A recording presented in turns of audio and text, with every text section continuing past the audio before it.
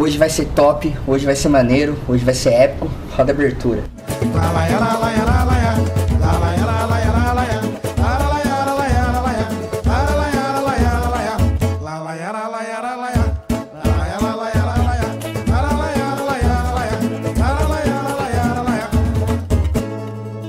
E aí galera, beleza? Vocês sabem quando há um hiato muito grande de um programa ao outro, vem novidade boa por aí e veio mesmo.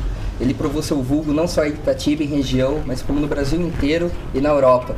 Hoje eu vou formar essa dupla de zaga com ele, Danilo Laranjeira. E aí, Danilo? Fala, parceiro. Tranquilo, beleza? cara? Velho, muito Olha. obrigado por você ter aceitado o convite, estar aqui conversando comigo. Do caralho, velho. Prazer mesmo. Que isso, prazer é todo meu. Vamos bater uma resenha fera, hein? Melhor estilo ESPN. Danilo, quero saber dos seus primórdios, cara. Como é que é o pequeno Danilinho na infância, cara? Menino bagunceiro, quebrava muitas vidraças, arrancava champinha, sempre jogando bola. E quando você viu que essa brincadeira poderia se tornar uma realidade e esse sonho poderia ser concretizou hoje? A infância minha foi uma infância diferente da molecada de hoje, né? A infância minha sempre joguei bola na rua, né? Aqueles golzinhos de chinelo na rua, que hoje não tem mais, né? Videogame, esquece. Tem videogame com 18 anos, 15 anos, 16 anos, videogame. E sempre fiz isso, eu não sei fazer outra coisa, né? E quando eu fui fazer um teste no Paulista, com 13 para 14 anos, coloquei na minha cabeça que era aquilo lá que eu queria. Não era fácil, né? Mas assim, pra te falar a verdade, quando deu aquele estalo do negócio ser sério, foi quando eu saí de casa, né, mano? Quando você sai de casa, quis sair de casa pra não voltar mais, né? Pra tentar ser alguém diferente. A gente sabe que hoje em dia você tá na televisão, que nem hoje joga na Europa, todo mundo pensa que é fácil. Mas pra chegar assim onde eu cheguei, eu tive que abrir mão de muita coisa, né? Lado família, não tinha sábado e domingo, né? Meus amigos saíam fazer churrasco para beber, eu estava concentrado, né? É o preço que se paga, eu acho que é um preço baixo ainda, né?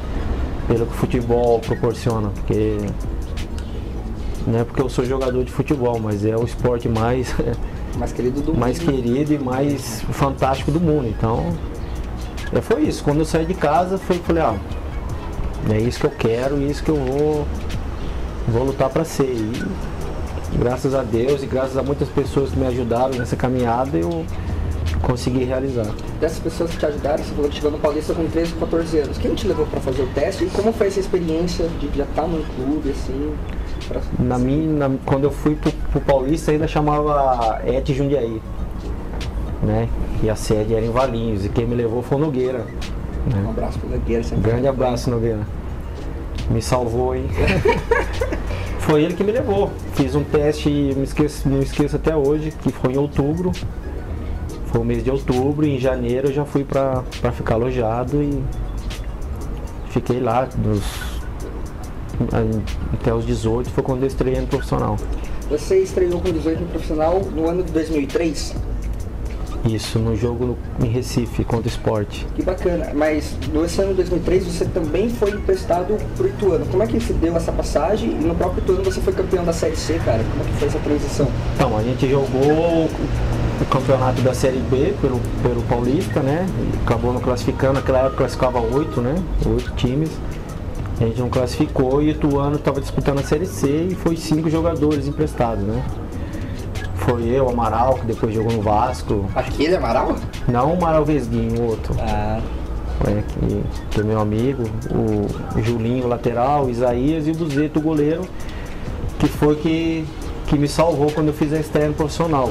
Quando a gente jogou em Recife, eu fiz um pênalti, né? Com 18 anos, então... E ele me salvou porque ele pegou o pênalti. Então quando eu tô jogando lá na Europa, lá contra o Milan, Inter, ele sempre fala, pô, graças a mim que você tá aí, hein? Se eu não defendo o pênalti, você tava morto. Você tinha acabado ali, cara. Aí a gente foi pra lá, aí jogamos lá, fomos campeões da Série C, né? Foi uma passagem legal, mas não muito marcante, porque na fase final nós roemos o osso e na fase final o cara sacou nós tudo, porque a gente era do Paulista, né? isso aí é uma outra história. Aí, através dessas boas atuações pelo Ituano, vocês voltaram pro Paulista, um Paulista que em 2004 foi vice-campeão do Paulistão contra o São Caetano, cara. Como é que foi essa experiência pra você? Foi o ano onde o Paulista tava meio sem grana, né? E eles contrataram o Zeke para ser treinador e a ideia da diretoria do clube era colocar a molecada da base. E a molecada da base era boa. Porque, só para me falar para você, o banco que era naquela época era o Vitor Goleiro, que era hoje é do Atlético Mineiro.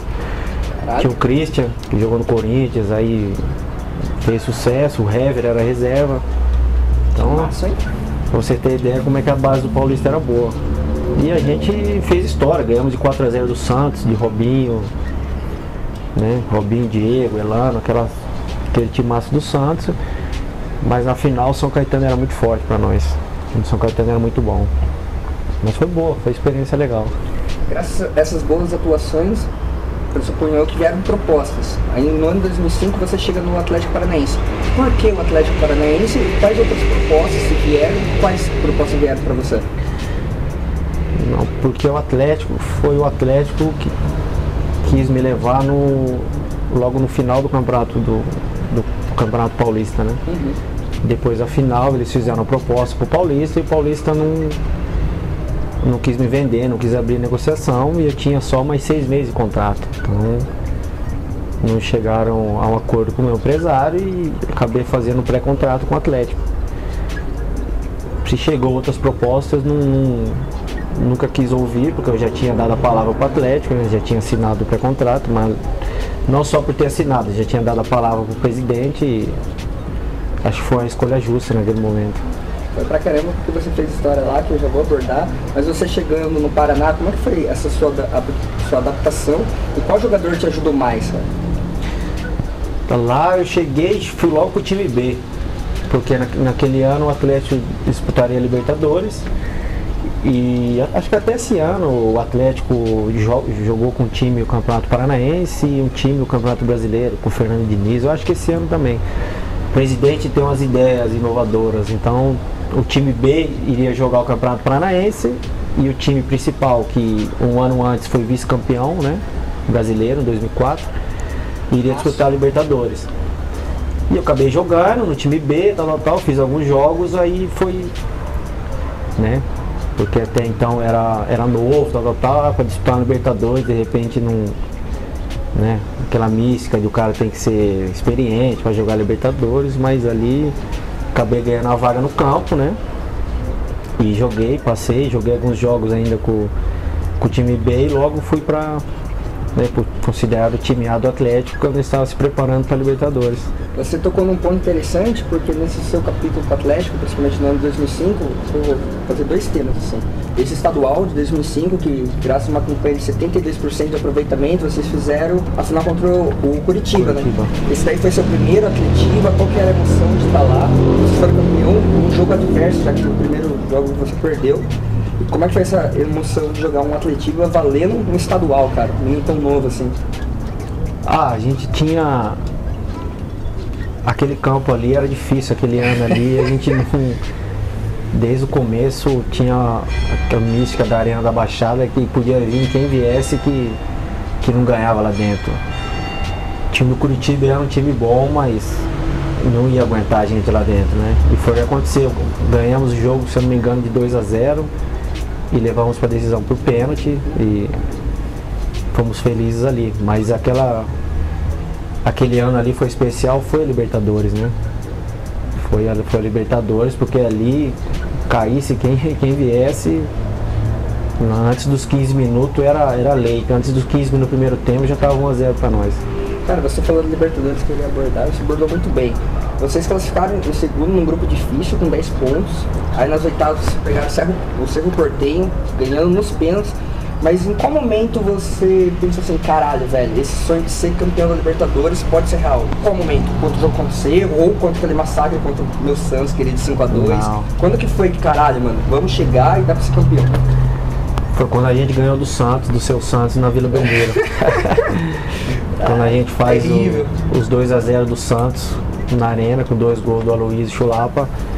ali, né, que teoricamente era o time mais forte daquela Libertadores, junto com o São Paulo, né. Foi ali, quando a gente tirou o Santos, falamos, ali agora, não, ali a gente tem grandes chances de chegar à final, né. E chegamos, acho que ali, depois daquele jogo ali contra o Santos, aquele sonho ali virou realidade. Tanto que vocês atropelaram o Chivas Guadalajara na semi 5-2 e aquela tanto nível final contra o São Paulo, cara. Como é que foi aquela final, aqueles 2 jogos? Ainda mais no primeiro jogo que a Luísa abriu o placar com 14 minutos, aí houve empate, um resultado bem adverso, São Paulo, vocês perderam de 4-0, mas como que foi essas 2 finais pra você? Bom, não só pra mim, mas ficou aquele gostinho de que o São Paulo fugiu da arena, né? O São Paulo fez de tudo, o São Paulo tinha, sabe como é que é nos bastidores do futebol, a Arena da Baixada não tinha capacidade para 40 mil pessoas. A gente ganhou do Chivas no México e o presidente logo montou uma arquibancada, aquelas, não sei como é que fala, tipo arquibancada de rodeio, né? Aquelas de metal. Foi aprovada pela Conmebol, tudo, e o São Paulo no fim não quis jogar lá. Então a gente mandou o nosso jogo no Beira-Rio. Não é uma desculpa, né? Não é um álibi, mas tirou a força nossa, que era jogar ali em casa, né? O São Paulo era mais forte do que a gente. O São Paulo tinha um timaço, o São Paulo tinha time montado para ser campeão da Libertadores. O Atlético não, o Atlético, tanto é que nunca mais chegou longe na Libertadores. O São Paulo ainda foi campeão aquele ano, disputou a final em 2006. Então o São Paulo naquela época era um pau batido, um time experiente total, mas ficou naquela. A gente no Beira-Rio não era o nosso campo, e no Morumbi foi quando a gente erra o pênalti, né, mano? Final do primeiro tempo, o Aloysio cava o pênalti, o Fabrício erra, a gente já tava perdendo de 1-0, 80 mil pessoas. Meu amigo, você não faz gol de pênalti, esquece. Ali foi aquela ducha de água fria, obviamente, tipo assim, se eu comentar assim, eu colho talvez, tipo, é muita suposição pro que aconteceu e tal, mas se o Fabrício faz aquele jogo, empata pela atmosfera que tava, teria um outro jogo, você tem essa consciência ou não você pensa? É aquela história, fica aquele será, mas era o momento justo de fazer o gol, porque faltava 2 minutos para acabar o primeiro tempo. Dava aquela ducha, de repente a torcida, como é que a torcida do São Paulo ia reagir? Você vai pro intervalo 1-1, o mesmo resultado do primeiro jogo. Sei lá, difícil falar, mas o São Paulo tinha um time muito bom. O time do São Paulo era bom, né? E mereceu ganhar, mas fica naquela, fugiu da arena, meu irmão. Que depois, um mês depois, eles foram lá, nós ganhamos de 4 deles, né? Então ficou essa, e eu falo, tenho amigos, o Luizão é meu amigo, o Amoroso é meu amigo, e eu tiro o sarro deles, meu irmão, fugiu da arena. E fica aquele será, mas não desmerecendo o título do São Paulo, porque o São Paulo era muito mais time do que a gente. Eu podia perguntar aí uma curiosidade minha, cara, como é que é dividir o vestiário com o Aloysio Chulapa, cara? Ele é realmente esse senhor Ambev, esse cara sempre resenha que aparece hoje em dia. Foi ele um dos caras que mais te ajudou no Atlético? Ele era meu companheiro de quarto no Atlético. Cacete! E muitas coisas que saíram depois, né, que ele tinha um instituto na cidade dele, tal, eu já sabia desde 2005. E eu estava no quarto quando ele comprou o Banco do Brasil, o antigo Banco do Brasil na cidade dele, porque quando ele era pobre, fudido, ele falava que não tinha dente, ele queria dar um mergulho na piscina do Banco do Brasil, o cara não deixou. E ele falou, o primeiro dinheiro que eu ganhar quando virar profissional, eu vou vir aqui e vou comprar essa porra aqui. E ele comprou, e hoje é lá, a instituição Aloysio Chulapa é lá no antigo Banco do Brasil. A cidade dele se chama Aloysio, né? Um personagem à parte, né? E ele era meu companheiro de quarto, eu que tinha que comprar. Não, hoje a molecada não respeita, mas eu já tenho 34 anos, pega essa molecada aí, a molecada chata, perna pra cacete. E antigamente não, ele falava, ô parceiro, passa na banca, compra jornal, revista, controle da televisão é meu. Você tinha que respeitar, né? E no domingo ou em jogo o cara metia gol, tá dando bicho, meu irmão. Tá pode deixar, tá tranquilo. Ele é o presidente. Danilo, 2005, 2009, na carreira vitoriosa nesse meio período. Aí você chega no Palmeiras, no próprio ano de 2009, e logo no seu primeiro jogo pelo Paulista, o Marcos não jogou e você foi capitão com o Luxemburgo, cara. Qual foi o tamanho dessa responsabilidade, ainda mais pra atuar pelo Palmeiras, né, cara? Que é uma torcida sempre vibrante, sempre muito participativa, cara. Qual foi o tamanho? Cara, na hora eu lembro que a gente foi em Ribeirão Preto, se eu não me engano, no jogo. E a gente não sabia quem iria jogar, que ele não tinha, o Vanderlei naquela época, nesse dia não deu pré-eleição. Falou, vamos pro vestiário. Aí chegou no vestiário, ele falou quem iria jogar e falou que o capitão naquele ano, com ele de treinador, seria o Marcos, né? E o segundo seria eu. Na hora não cai a ficha, né, mano, assim, porque você está muito concentrado no jogo, em quem você tem que marcar, o que você tem que fazer. E ele foi um cara que sempre confiou em mim. A gente nunca foi muito de conversar. O Vanderlei tinha... E o Vanderlei, a gente tinha uma coisa que só de ele olhar eu já sabia que ele queria, né? Trabalhei com grandes treinadores também, mas ele foi o cara principal porque só de olhar eu já sabia que ele queria. Então, com o passar do tempo, você vai vendo a responsabilidade que era, mas eu te falar, na hora sim, eu estava mais concentrado no jogo, né? Era a minha grande chance o Atlético foi uma experiência boa, mas Palmeiras é Palmeiras, mano. Palmeiras é um time grande, muito tempo, né? Tipo, o Palmeiras tinha sido campeão paulista, mas aquele ano ele montou um time e ele falava pra gente que aquele time ia ganhar o Campeonato Brasileiro, que foi montado para isso. A gente tinha um time bom, né? Eu joguei com caras feras ali, aquele time era fera demais. E a responsabilidade de ser o capitão do Palmeiras fica aí, mano. Fui agora assistir o jogo contra o São Paulo, né? E só de ver os palmeirenses, já se passaram 7 anos, né? E ver o carinho que a torcida do Palmeiras tem por mim é gratificante. Marcante, até pelo contexto de ser um Marcos, um capitão, de chegar pra você assim, cara. Então deve ter sido muita coisa mesmo. E nesse brasileiro você fez uma partida que eu considero histórica, né? Que eu batizei tipo o jogo de 100 mil, né? Porque você tinha uma cláusula com o Atlético Paranaense, só que o Palmeiras foi lá pelo gol. E cara, nesse jogo você fez tudo, cara. Fez um gol contra, deu um passe tu deu um passe pro gol, tu fez o gol 2-1 e você salvou na linha, dando um carrinho. E assim, depois da entrevista falei um monte de bosta lá. Você ficou louco, cara. Tipo assim, no termo de contexto, esse foi seu jogo mais importante, foi seu jogo mais emblemático, porque você fez tudo, cara. Tem esse jogo e o jogo agora, há um ano atrás, que era o jogo dos 120 anos da Udinese, né? Que também a gente estava numa situação não muito boa e nos acréscimos eu faço o gol, né? Foi um voleio, foi a Lazico, né, cara? Sei lá se foi a Lazico, mas esse jogo do 100 mil, o Palmeiras tinha jogado quarta-feira à noite contra o Cruzeiro e eu estava suspenso. Porque ali como você vê a tabela, quando tem o jogo do Atlético, o Muricy, na época que era o treinador, falou, você toma o cartão contra o Cruzeiro, que aí você fica suspenso contra o Atlético. Mas aí eu acabei tomando o jogo antes e fiquei suspenso contra o Cruzeiro. E logo que acabou esse jogo, o Muricy pega e me fala, os caras vão pagar a multa e você vai ter que jogar. Você fala, mano, se eu fizer cagada, os caras vão pagar ainda, vai ser foda, né, mano? Sim. E tinha esse time, né, mano?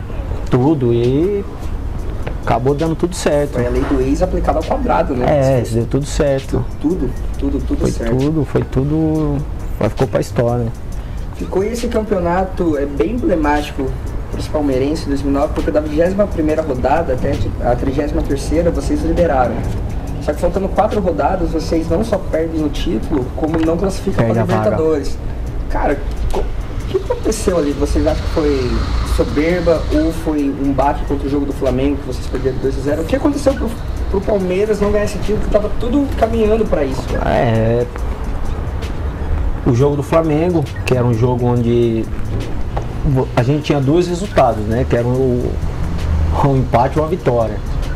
E a gente perde, né? Que o Flamengo vinha crescendo no campeonato, tinha o Adriano, o Petkovic, o Flamengo tinha um time bom.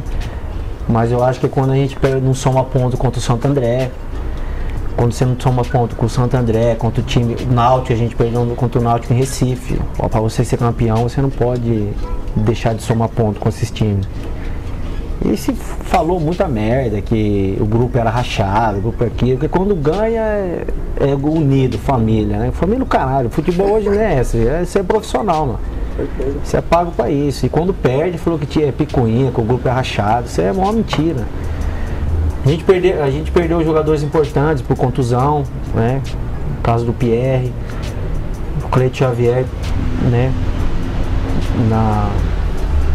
No decorrer do ano teve alguns problemas físicos. A gente tinha. O time nosso titular era muito bom, mas o banco não era do mesmo nível, né? E esses times de massa que vem atrás, chega. O Flamengo, naquela época ali no segundo turno, fez um segundo turno perfeito e ganhou da gente no Parque Antártica e mereceu o título.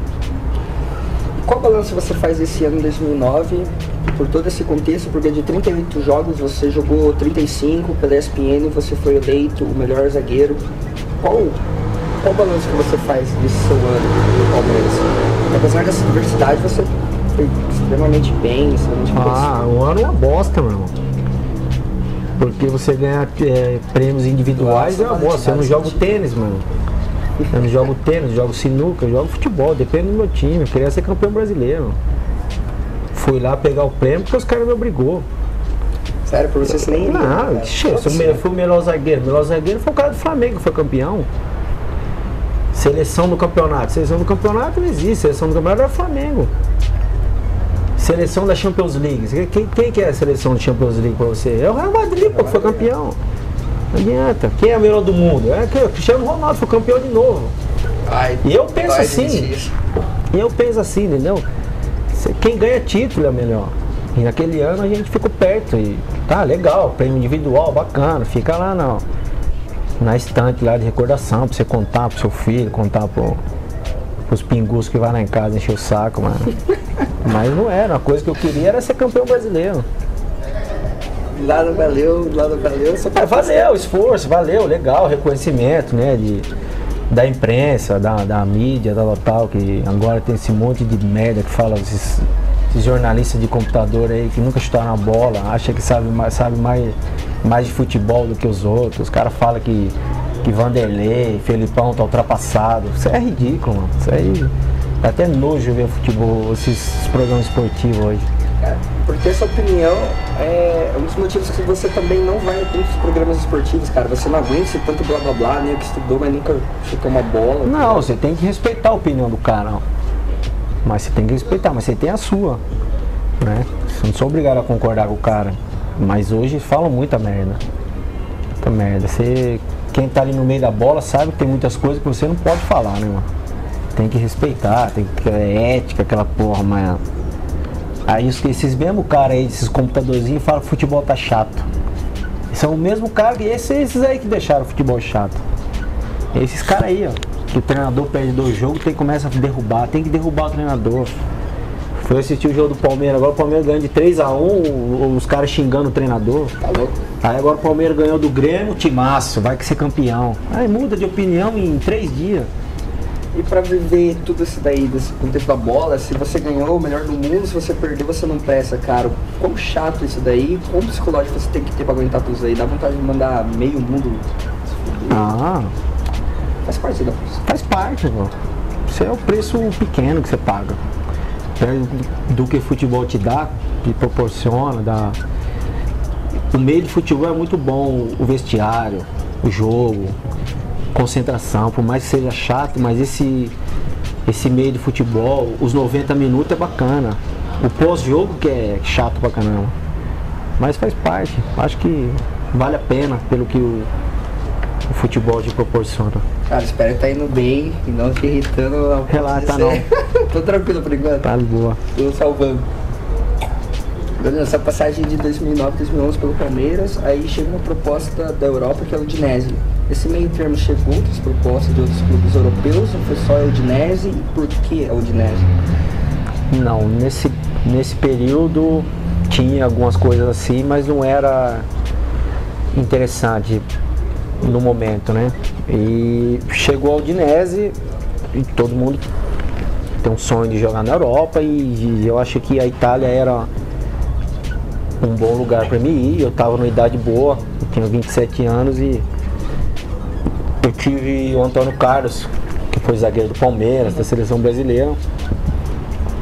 Ele tinha sido meu treinador e como ele tinha jogado na Roma, pedi alguns conselhos para ele, como é que é na Itália, tal. Ele falou, lugar bom, lugar legal para você ir, acho que o estilo de jogo seu se encaixaria, tal. Porque a turma acha que vem na Europa, o cara vai lá, é grana, tal, vambora. Não, você tem que saber pra onde você tá indo. Aí, tanto é que eu tô lá já há 7 anos, acho que penso que eu fiz a escolha certa, né? A gente encaixou perfeitamente a questão de você jogar num clube italiano que prioriza muito os zagueiros, né, cara? É uma escola conhecida como zagueiros, então você se tentou ali e falou assim, pô, talvez na Espanha, que é um jogo mais rápido, mais habilidoso, que prioriza atacante, mas na Itália, como tem essa escola, acho que te priorizou ali? Não, o seu raciocínio da Espanha, a velocidade do futebol na Europa é igual, tirando a Inglaterra. Tirando a Inglaterra porque a Inglaterra está um passo à frente de todas essas ligas, né? Espanha, Itália, Alemanha, porque na Inglaterra é um espetáculo. Então o juiz apita pouca falta, o jogador não se joga muito. Então criaram uma cultura do que o futebol, o jogo, a bola tem que correr. Então se você pegar o campeonato inglês, é muito corrido. Por quê? Porque o juiz não apita muita falta, o jogador não tem esse negócio de simular, né? Cai, essas coisas. O campeonato espanhol é o futebol mais toque de bola, tal. E o campeonato italiano é a tática. É o jogo de xadrez ali. Tirando os jogos que você faz contra os times grandes, que nem o Udinese é um time que tem que ficar na metade da tabela ali. Você vai jogar contra os times do mesmo nível, é um jogo de xadrez. Se nem os dois times não errarem, é 0-0. Agora, se um time errar, não é um campeonato que tem muitos gols, porque a tática é primordial. Cara, nesses 7 anos você criou uma identidade, você é um ídolo do clube. Como é que você recebe tudo isso? Você tem noção do quão grande você é? Torcedor da Udinese, cara? Pô. Não, porque eu faço as coisas que eu gosto. Eu nunca deixei de fazer as coisas que eu gosto. Eu tomo minha cerveja. Quando eu venho pra cá de férias, faço sempre as coisas que tento ser o mais, sei lá como é que fala, ó, mais simples possível, né? Nunca me subiu pra cabeça. Claro que eu sei hoje chegar num bar e eu também sei chegar num restaurante chique, né? O futebol me proporcionou isso, eu posso fazer isso. Tem educação para chegar, né? Nesses lugares, mas não é coisa que se eu falar você, pô, sou grande, sou pica, sou aqui, isso é nada. Futebol acaba. Você tem que aproveitar o que o futebol te dá, pegar as coisas boas e levar para sua vida. Futebol dura 15 anos, depois você tem toda a sua vida pela frente. É o famoso respeite quem pode chegar onde a gente chegou, né? É difícil, né? Danilo, eu ia fazer uma próxima pergunta para você, mas teve um pessoal, né, que eu tomei a liberdade de fazer umas perguntas, amigos queridos seus. Eu vou mostrar para vocês, para você responder as perguntas da galera, que tem bastante curiosidade, e fizeram uns depoimentos bem bonitos. Bora lá? Bora!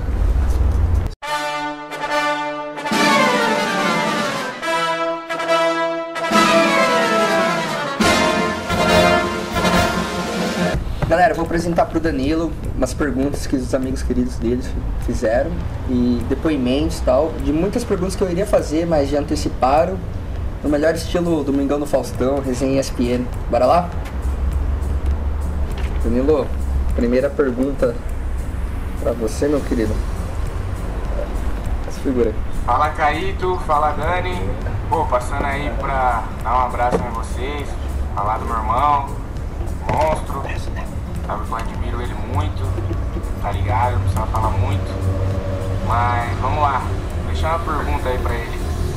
Dani, fala pra nós aí, quais foram os jogadores mais difíceis assim que você marcou jogando aqui no Brasil e os que você marcou lá na Europa? Conta aí pra nós. Um abraço. Porra. Pergunta difícil, hein? Bem melhor que as minhas, velho. Puta, marquei tanta gente boa. No Brasil, Pode fazer o top 3 com vontade, top 5, top 10, se você quiser. fazer aí um top 3. Adriano Imperador, Robinho. Putz, é difícil, tem muita gente, não. Acabar sendo um... Pô, Ronaldo, mas Ronaldo gordo era foda. Fete Ronaldo, é? Puta, Ronaldo de 2009 mesmo gordo Ele era... sabia o caminho, né? Esses três. Na ordem? Na ordem... Adriano, Ronaldo e Robinho primeiro. Robinho primeiro? Robinho era sensacional. Robinho era craque. Eu falo, velho. Craque, ele foi fudido. quase um Pelé com grito pra gente santista, velho. Robinho era... Eu joguei contra o Robinho desde a base do Santos, que ele tem a mesma idade que eu, né? Também joguei contra ele na Itália, quando ele tava no Milan. Era... Ele é diferente. O neguinho quando queria jogar era embaçado. Por o salão. E da Europa? Na Europa? Putz, mano, na Europa... Cavani... Zico da Roma. Zico? Sim. Que nesses últimos anos foi o cara que mais me deu trabalho, foi o Zico. Legal. Sim, acho que... Outros são centroavantes, são cara que matador, Icardi, Higuaín. Dybala é mais um meia, não? Então É mais distante você. é mais distante, mas aquele cara que você fala, puta mano, esse cara é foda, o Cavani na época do Napoli era... Passava mal. Esses caras, tem outros também, dos outros times, que é de menor expressão, mas esses são que estão aí, né, fazendo sucesso até hoje. O Cavani foi um cara que era gostoso porque é um duelo leal, né, que ele, apesar de ser uruguaio, não era um cara desleal, mas dava trabalho. Principalmente pela questão do Cavani do Napoli, de duas escolas, né? Tipo o Maradona, o Zico ali também tem todo esse contexto, assim, né? Cara, eu vou apresentar mais dois pra você, dessas duas figuras, que eles fazem basicamente a mesma pergunta, só com um intuito diferente aqui, ó. Vamos ver se você conhece.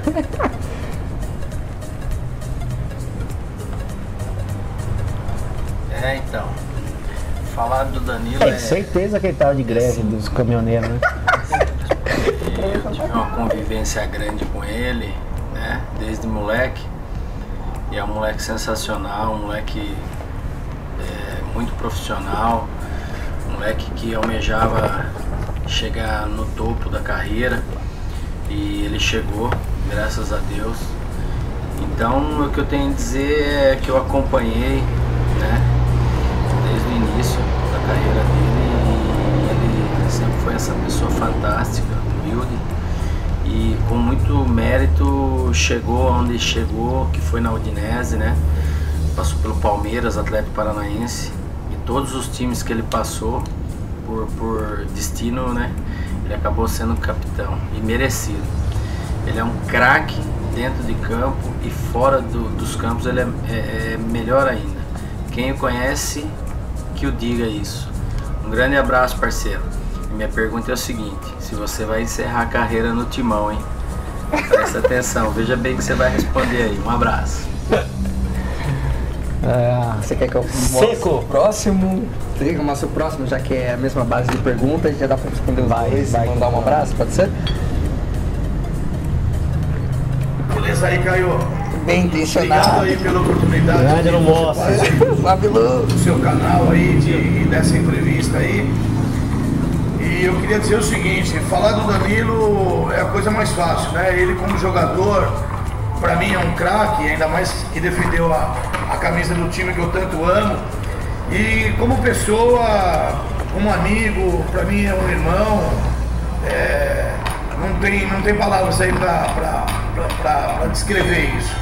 Agora, o Danilo, eu queria saber o seguinte, queria saber que quando você for se aposentar, você vai se aposentar aí na Europa ou aqui no Brasil? E se for no Brasil, eu queria saber se é no meu time de coração. Obrigado, Magrão. Um abraço aí e felicidades. Porra, só o futebol pra proporcionar isso, né? Ter um amigo palmeirense e um amigo corintiano. E o Taroba tem camisa do Palmeiras, viu? Esse cuzão aí, ele usa a camisa do Palmeiras. Fala pra todo mundo que é corintiano, mas usa a camisa do Palmeiras. Já foi no estádio. Já foi no estádio com a camisa do Palmeiras, esse corintiano aí. Não jogaria no Corinthians. Não. Pela identificação, pelo Não, não jogaria. E eu acho esse negócio de encerrar a carreira no Palmeiras, pela história que eu tenho, eu acho que não quero vir pra encerrar, entendeu? Você fala, pô, já tá velho, encerra a carreira, você sai vaiado, velho. Porque a partir do momento que você entra no campo ali, a turma esquece, o torcedor esquece da sua história, do que você fez. Eu tenho mais 2 anos de contrato ainda na Udinese, fisicamente me sinto bem. Se aparecer essa oportunidade e eu me sentir que ainda posso contribuir com o Palmeiras, é claro que é meu time, não escondo isso de ninguém, mas não quero vir aqui para passar vergonha, entendeu? Então, pelo time que eu torço, é claro que eu gostaria de jogar, encerrar minha carreira ali, mas eu não quero vir aqui só para ganhar dinheiro e, como muitos fazem, continuam fazendo, porque no Brasil você joga muito mais que você joga na Europa, e eu faço 40, 50 partidas no ano. Aqui no Brasil você joga 70, 80, então quando você chega numa idade assim, você tem que se pensar, não é coisa assim, mas todo mundo sabe, não esconde ninguém que eu torço pro Palmeiras mesmo, e se o Palmeiras, se surgir essa oportunidade, é uma coisa que balança, mas no Corinthians jamais. 1-0 Lomos. E minha última pergunta, né? A pergunta da galera. Essa figurinha tá aqui presente. Fala, Caíto, beleza? Aí, grande Quer fazer uma Corselli. pergunta aí pro Danilo? Na verdade são duas, né? É 2 perguntas que ele quer a fazer, não dá primeira nada pra é- nós, né, Corselli? Você Nem quer desconto. parar com quantos anos de jogar? E a segunda é que depois que você parar, o que você tem em mente? Se você quer ser um treinador, se você quer ser um dirigente, continuar no ramo ou mudar. É isso, abraço. Só pra não deixar de cornetar, né? Porque falaram que do jeito que você joga lá, você joga mais uns 10 anos ainda, parceiro.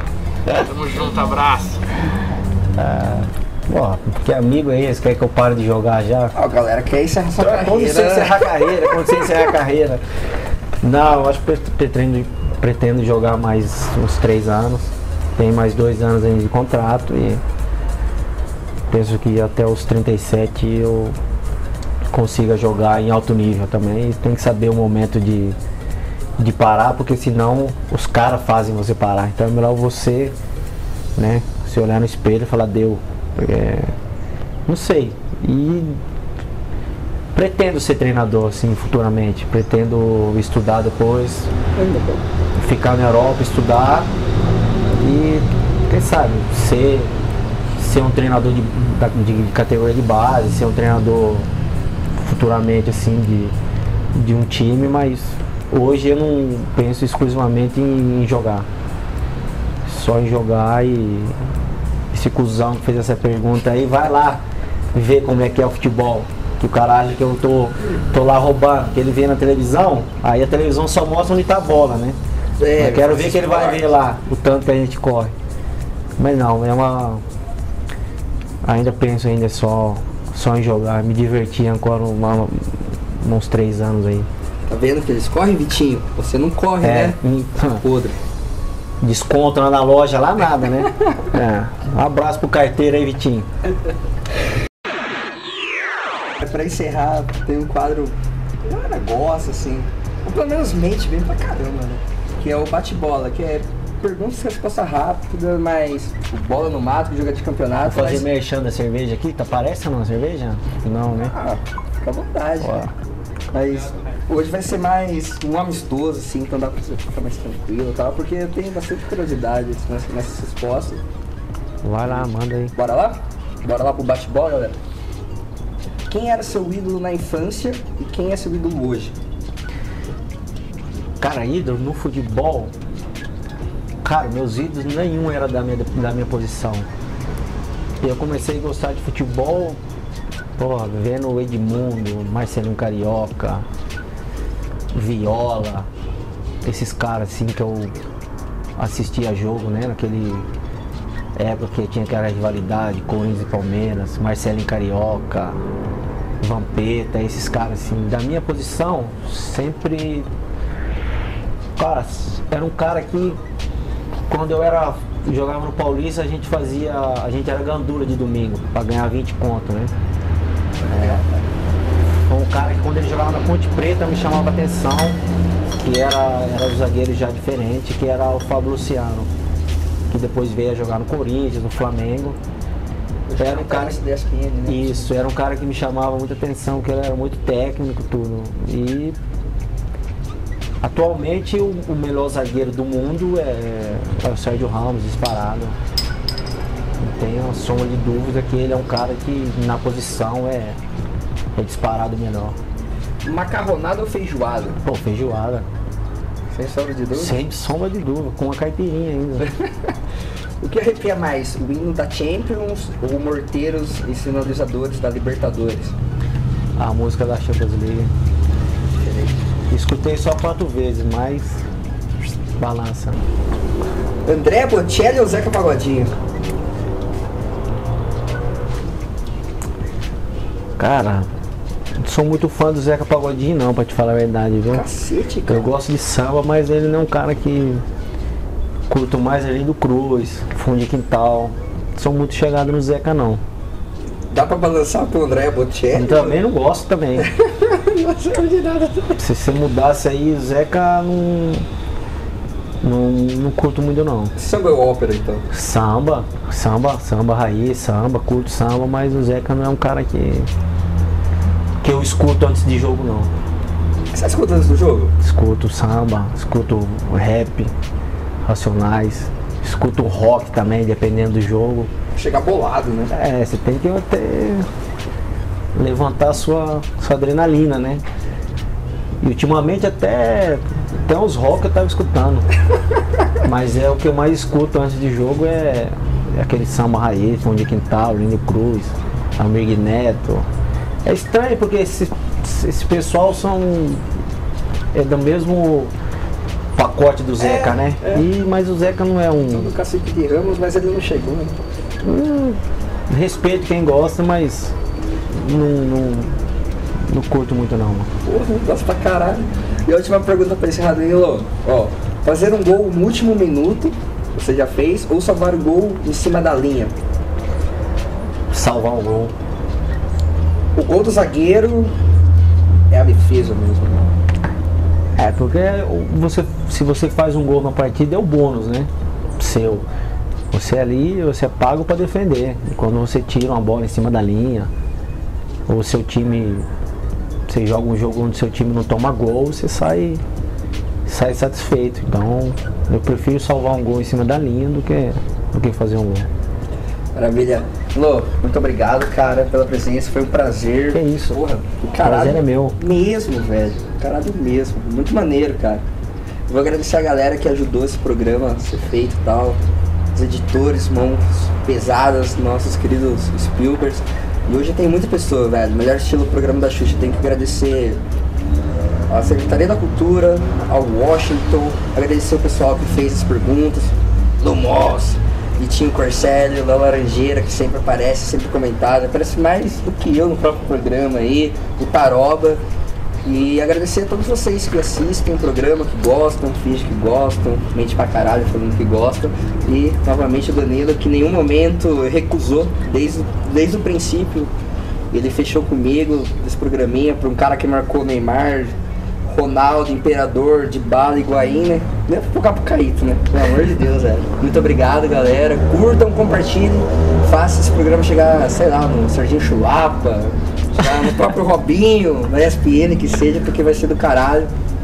Um beijão pra vocês, é isso aí. Danilo, obrigado, velho. Obrigado a você, viu? Foi um prazer, velho. Um abraço. Isso aí. Sucesso pra você.